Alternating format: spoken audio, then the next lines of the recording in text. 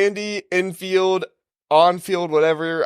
I'm always terrible with last names. He is leaving for SMU, and at the end of the day, we can try to say all we want about like, did USC want him to leave? Did SMU want him? Did SMU, is that a better job? It's not a better job. At the end of the day, he coached there for 11 years and won a lot of games, but he underperformed what USC's expectations were, and he underperformed with the recruits that he was getting in.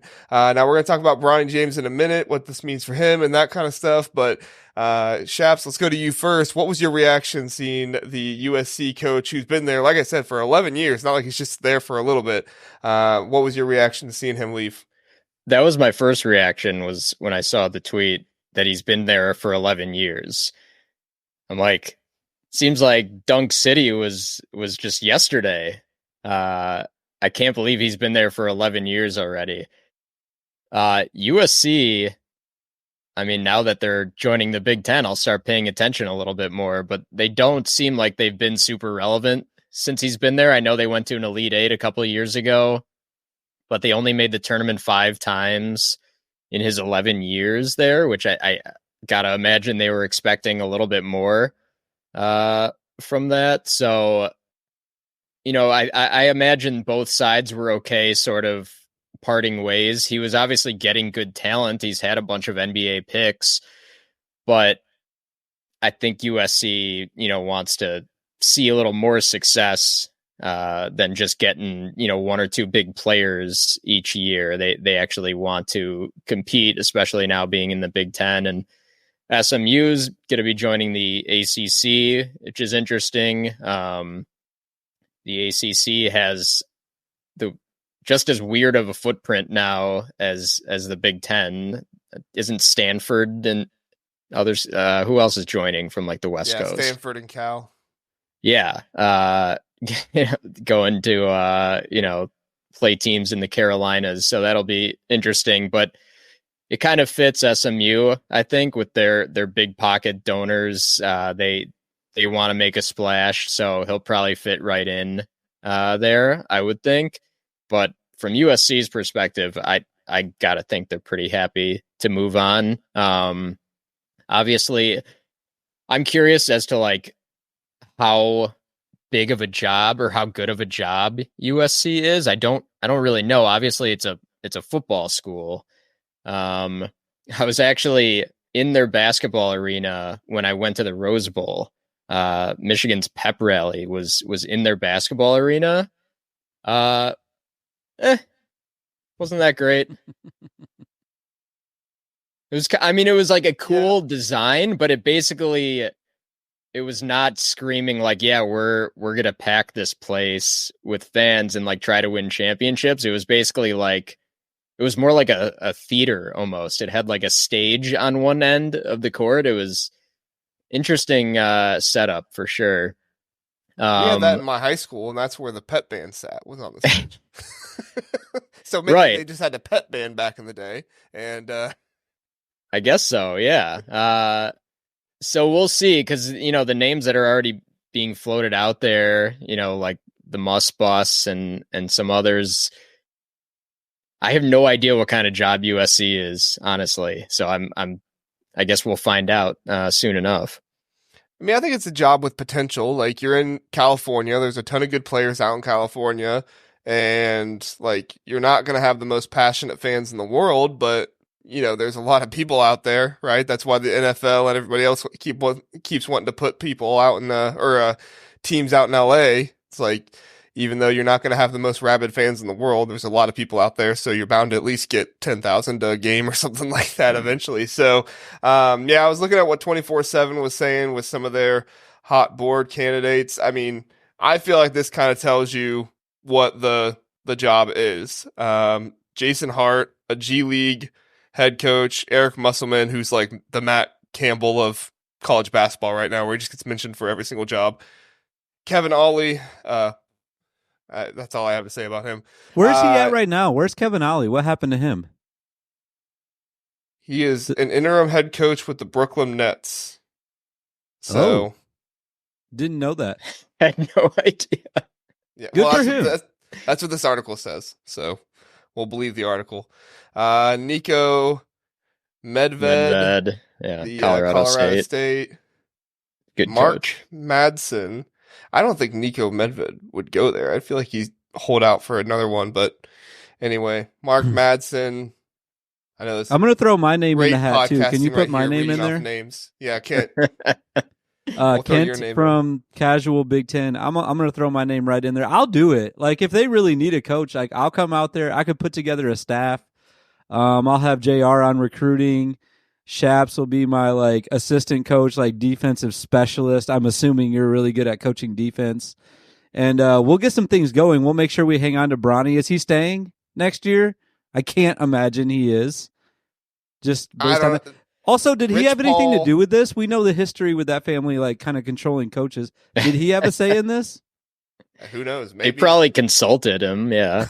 You think so? That'd be ridiculous.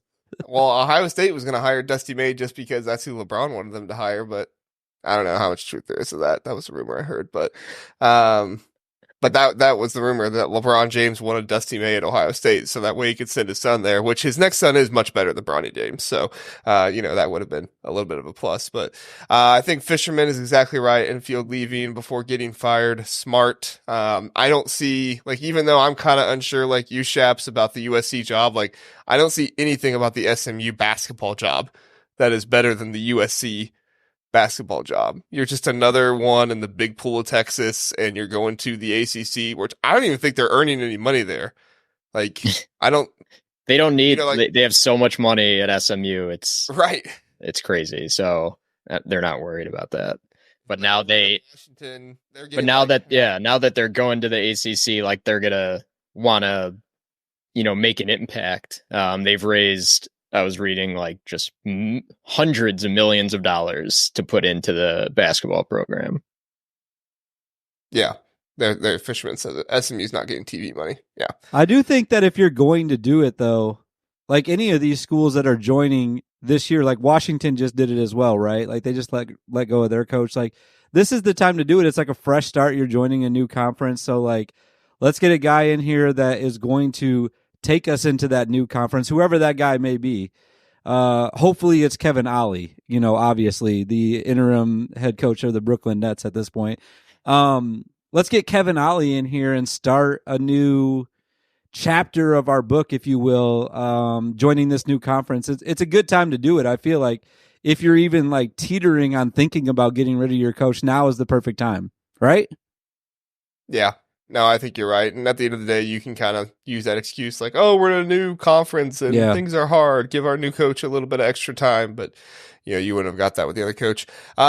Real fast before we end, Bronny James, we brought him up before, but I feel like he is going to the NBA. I don't think any team is really ecstatic about drafting him alone. I think they're more ecstatic about the possibility of getting LeBron James to come over, so that way his son can play 2 minutes a game and LeBron can be happy and be on the court with his son a little bit, and then you, poof, have LeBron James with you. Do you see it the same way as me, Sheps? Yeah, he's obviously not ready for the NBA. I don't know if he ever will be. He's a very good player. But yeah, you're just drafting him to get LeBron, obviously. So maybe he goes first overall. I don't know. That'd be ridiculous. It's a 2-for-1. Yeah. Watch him go before Zach Edey. That would be. I actually wouldn't be surprised in a about second. that at all. Yeah. That's what I'm saying. That's what I'm saying. Watch him go. This is the worst draft. This is the worst draft class they're saying ever. So I would absolutely consider taking Bronny at number 1. Just so you can get LeBron for a year or two. Yeah, and sell tickets. Yeah. That's what I'm saying is like, you're going to look back on NBA draft boards for years and it's going to be like, how did the 2-time national player of the year, Zach Edey, go at 15 and Bronny James, 2-year player? So, like, how did he go 4th or 1st? Like, how did that happen? But Kent, you have any thoughts on the Bronny James of the NBA?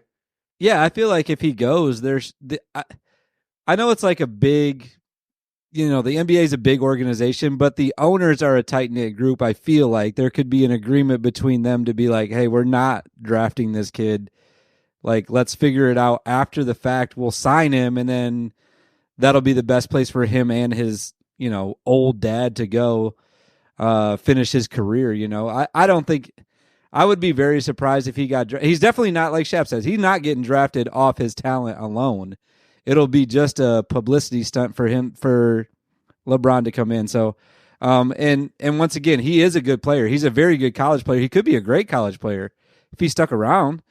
But at this point, he's not ready for the NBA, and I don't think that he will get drafted, but he will be signed very quickly after the draft is over, I believe.